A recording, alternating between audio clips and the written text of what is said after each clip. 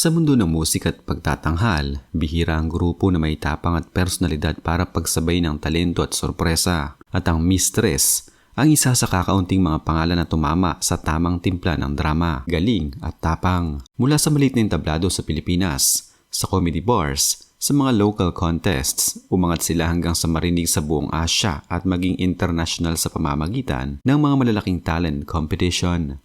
Pero sa likod ng glamorosang aura at matitinding boses, may mga kwento ng pakikipaglaban, pagkawala at pagbabago. Ito ang kwento ng Mistress, hindi lang bilang showbiz act, kundi bilang mga tao, may pangarap, may unos at may dedikasyon.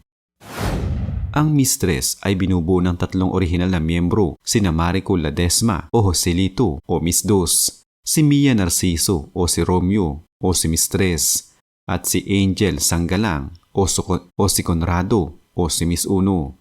Sa mga unang taon nila bilang performers, marami sa kanilang nagtrabaho sa comedy bars at mga music lounges sa Pilipinas. Isang karaniwang pagsisimula para sa maraming aspiring entertainers. Mula sa pagsasayaw, pagli-lip-sync o pag-impersonate ng mga kilalang mga awit, na-develop nila ang kanilang talento sa entablado. Ayon sa isang dating miyembro na sumali sa kanila, nagsimula siyang mag-impersonate noon habang nasa huling taon ng kolehiyo at naging kilala bilang Ate Reg dahil sa panggagaya niya kay Regine Velasquez. Pati galaw, boses at estilo. Yan ang nagbigay daan para mas mapagtibay ng grupo ang kanilang performance style, hindi lang bilang karaniwang drag act, kundi isang vocal comedy singing trio. Sa pagdaan ng panahon, nagsimulang tumanggap ng mga booking sa bars at clubs at unti-unti, naging bahagi sila ng underground at bar circuit ng Manila. Hindi madali ang buhay, gig dito, gig doon, pero doon din nahulog ang tapang at determinasyon nila. Handang magsakripisyo, matutong mag-perform sa harap ng iba't ibang klase ng audience at alamin na ang kanilang identidad. Bilang transgender performers ay maaaring maging bahagi ng kanilang lakas. Hindi agad sumikat ng Mistress. Tulad ng maraming performers, lumaban muna sila sa mahigpit na kompetisyon sa musika at aliwan. Isang malaking hakbang pagsali nila sa PGT o Pilipinas Got Talent, partikular sa Season 4 noong 2013. Dito, kahit maraming nagsasabing unique o iba, hindi siguro agad naisip ng lahat na may matatag silang boses. Ngunit sa kabila ng lahat, narating nila ang quarterfinals. Isang malaking accomplishment para sa isang grupo na nagsisimula pa lamang sa entablado.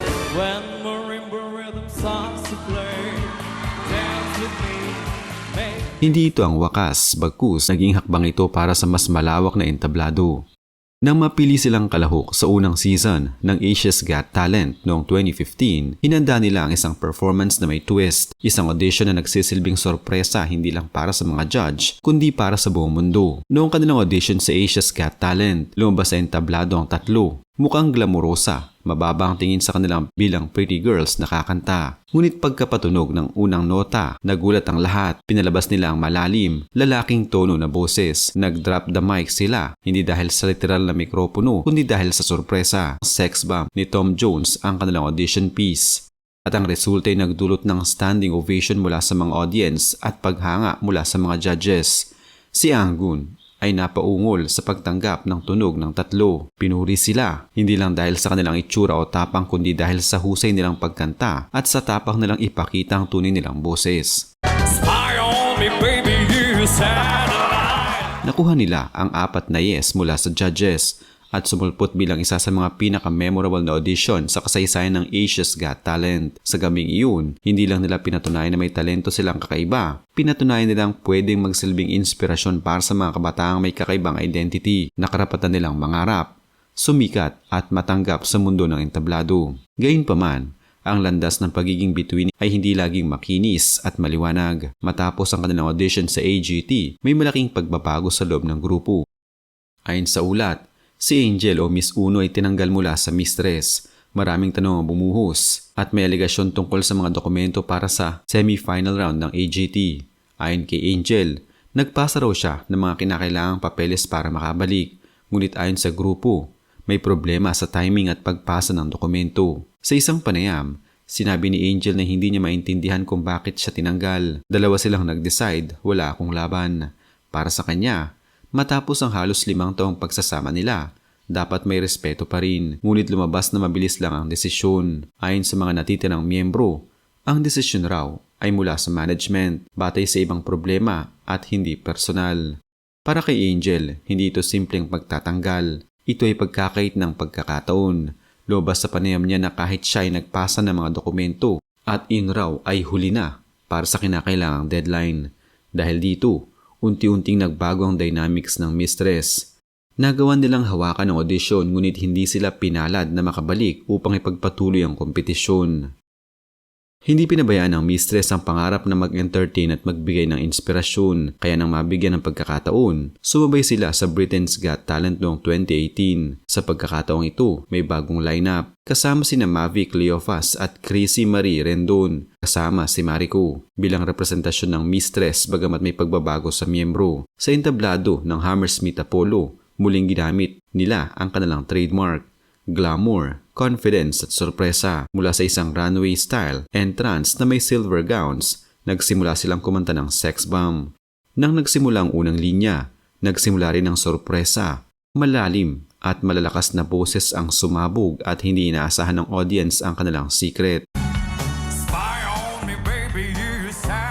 Bagamat hindi sila nakapasok sa live shows, hindi sapat ang 4 na yes para masigurado iyon. Ang kanilang audition ay naging simbolo ng katapangan, talento at representasyon para sa LGBTQ+ at para sa mga transgender performers. Sa likod ng mga bituin at ilaw ng entablado, hindi mawawala ang mga personal na laban. Noong 2016, isang malungkot na balita ang bumalot sa mistress. Pumanaw si Mia Narciso dahil sa stage 4 lung cancer. Ito ay isang matinding dagok, hindi lang para sa grupo, kundi para sa mga taga-suporta at sa komunidad na kanilang kinakatawan. Ngunit sa kabila ng sakit at pagkawala, pinili ng natitirang miyembro na ipagpatuloy ang pangarap. Hindi lang para sa kanila, kundi bilang pag-alay kay Mia upang ipagpatuloy ang legacy ng kanilang sinimulan.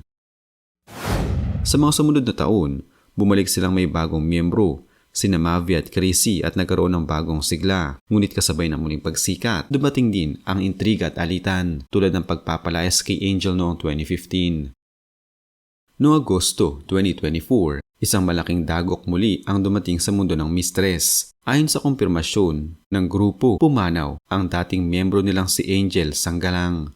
Marami ang nagdamdam, lalo na mula sa mga taga-suporta at komunidad na dati nilang pinagsamahan. Ang pagkawala ni Angel ay hindi lamang pagkawala ng isang performer. Ito ay pagkawala ng isang boses, isang kwento, isang bahagi ng kanilang kolektibong pagkakakilanlan. Si Mariko ang nag-anunsyo ng kanyang pagpanaw sa social media at agad bumuhos ang pagbati, alaala at simpatsya mula sa mga sumusuporta sa kanila.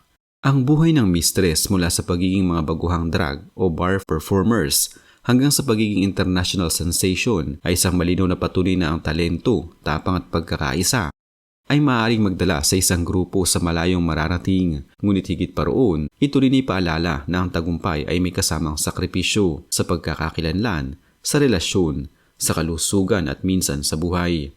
Para sa maraming LGBTQ+ sa Pilipinas at sa Asia, lalo na ang mga transgender performers, ang mistress ay naging simbolo ng posibilidad na kahit iba ka, kahit may mga taong magtatanong at mangungutya, may lugar ka sa entablado, may pagkakataon kang makilala, may boses kang ipaparinig. Ang kanilang kwento ay hindi perpekto, may alitan, pagkawala, pagbabago. Pero sa gitna ng lahat, nanatili ang pangarap, at kahit na ngayon ilang bahagi ng kanila ay nawala na, ang alaala at pamana ng mistress ay mananatili. Regine.